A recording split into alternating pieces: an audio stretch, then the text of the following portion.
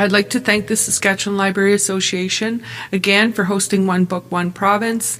Please take some time to listen to Paul as he goes through some of his readings from his book, Blanket Toss Under the Midnight Sun. I want you to sort of go back as well. Some of you that are young, you might be intrigued by this, to actually have somebody read a book to you. Some of us that are a little bit older, I want you to reflect back. I'm remembering being on the reserve, closing my eyes, listening to the radio, and the occasional evening, a story would be told over the radio. It was so beautiful. So I think by doing this as well, you'll now enter another part of my world, to be reintroduced to storytelling in a different form as well, by being orated to you. So please, if this entices you to pick up a book, or actually read the entire book, please, I'm hoping your yearning for learning and reading is intrigued by the Saskatchewan Library Association continuing to invest in literature and new literature that's starting to arise in the province. So thank you again, Jay Miigwech. Have a great day.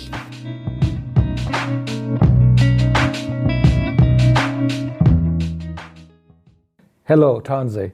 My name is Paul Seesequaisis, and I am the author of the One Book, One Province 2021 selection, Blanket Toss Under Midnight Sun. Let me tell you a little about myself. My family's from Beardy's Okamasis, which is First Nation, about 45-minute drive north of Saskatoon. I've lived in Saskatchewan most of my life. On and off I've traveled, of course, but my family and my roots are here. My mum was one of the first registered nurses, Indigenous registered nurses in the province of Saskatchewan, and was always an inspiration for me. I've also worked as a writer, curator, archivist, self-taught archivist of Indigenous images and photographs.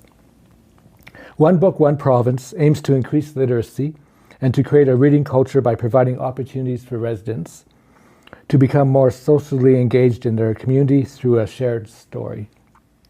One Book, One Province encourages Saskatchewan's social, economic, and cultural development while supporting libraries and collaboration. In that spirit, I hope that you will enjoy this reading and be encouraged to visit your local library or independent bookstore to borrow or buy or read more. The Saskatchewan Library Association would like to thank Sask Lotteries, who provide funding to Sask Culture, and in turn, the Saskatchewan Library Association. We also owe a big thank you to the Saskatchewan Writers Guild, whose sponsorship helps to make One Book possible, and also for their assistance in promoting the project. The Saskatchewan Library Association's work and support reaches lands covered by Treaties 2, 4, 5, 6, 8, and 10, and the traditional lands of the Cree, Dakota, Dene, Lakota, Nakota, and Saulteaux peoples, and homeland of the Métis. This next story is about a Anishinaabe woman called Maria Mikenak. And she is not famous. She didn't write any books, or she didn't do anything famous, but I did encounter her story through the work of John McPhee, who was an amateur photographer and worked for the Ministry of Natural Resources in northwestern Ontario at a time when that whole region was going through tremendous change. It was the transitions from dog teams to snowmobiles, the kind of waning days of the fur trade, which had supported so many people. A lot of electricity, television, phones were starting to come in. So it was really a transition area for that part of the country. Maria Mikenak was, as the story will show, was an interesting woman who chose to live out on the land. She didn't live on the reserve and she didn't live in town. She lived out on her own, out in the bush. She made almost everything that she had. Occasionally, a few times a year, she would come into town to get things that she needed, nails, that sort of thing that she would need, but and a few canned supplies. But most of the time she was just out in the bush with her living, being visited by her nieces and nephews, and that was the life she chose to live. In 1949, while working at Osnaburg House, originally the site of a trading post on Lake St. Joseph, John McPhee, photographer and field worker with the Ontario Department of Lands and Resources, heard of a woman who reportedly lived an old-style traditional lifestyle. He was told this quote-unquote woman of the land would come to Osnaburg only once a month to pick up her old age security benefit and sundry supplies at the local Hudson's Bay Company store there. At that time in Osnaburg, as in many remote northern villages, the HB store was a place to buy goods and was also the local post office and a place where you could contact a doctor via radio if needed. Intrigued by this woman, John McPhee went to Lake St. Joseph to meet her on one of her trips into town. In the photographs he took that day, using his Zeiss contacts for color slides and a roller cord for black and white, she is seen arriving with her grandson and paddling up and down the shoreline in her canoe. Her name, McPhee found out, was Maria Mikenak.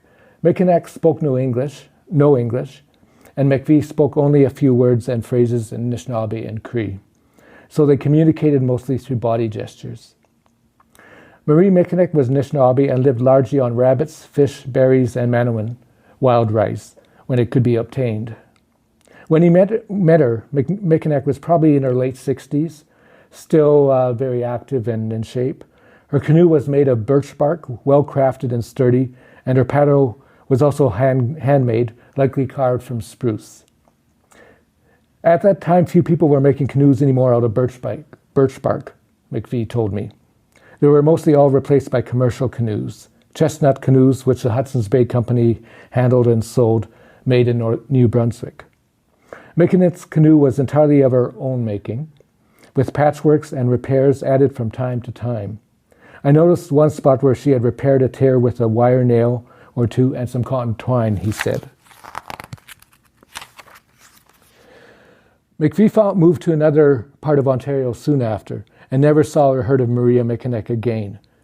Presumably, and we hope, she went on living off the land, harvesting, snaring, fishing, or hunting the food she needed, and using her skills, making and repairing what she built from the resources offered by the land.